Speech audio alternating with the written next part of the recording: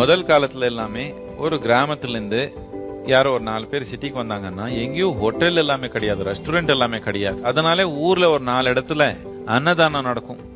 யார் வந்தாலும் அங்கே சாப்பிட்டுக்க முடியும். மனிதன் சாப்பாடு இல்லாம கஷ்டப்படக்கூடாதுன்ற நோக்கத்துல இது உருவாக்கப்பட்டது. இப்போ எங்க போனாலும் ரெஸ்டாரண்ட் இருக்குது, அன்னதானத்துடைய ஒரு தேவை குறைஞ்சே வந்திருக்குது. அப்படி இருந்தாலும் ஏதோ ஒரு பெரிய விழாக்கோ கோயில் ஃபங்க்ஷனுக்கோ இந்த மாதிரி வந்தாங்கன்னா வெளியில இருந்து வந்தவங்க எல்லாமே போய் சாப்பாடு வாங்கி சாப்பிடுற திறமை இருக்காது.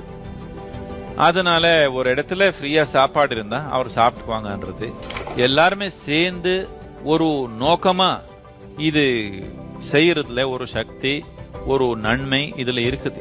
அதனாலதான் எல்லாருமே எந்த ஒரு கலாச்சாரம் இருந்தாலும் சேர்ந்து உட்கார்ந்து சாப்பிடுறதுன்றது ஒரு முக்கியமான தன்மையா எல்லா கலாச்சாரத்திலும் இருக்குது.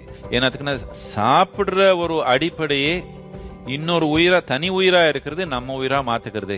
நம்ம எல்லாம் உட்கார்ந்து சாப்பிட்டா நம்ம தனித்தனியா உயிரா இருந்தாலும் ஒரு ஒன்றி நமக்குள்ள நம்ம மனநிலையில வரும், நம்ம அனுபவத்துல வரும்ன்ற நோக்கத்துலதான் இந்த அன்னதானத்தோட அடிப்படை கூட இருக்குது.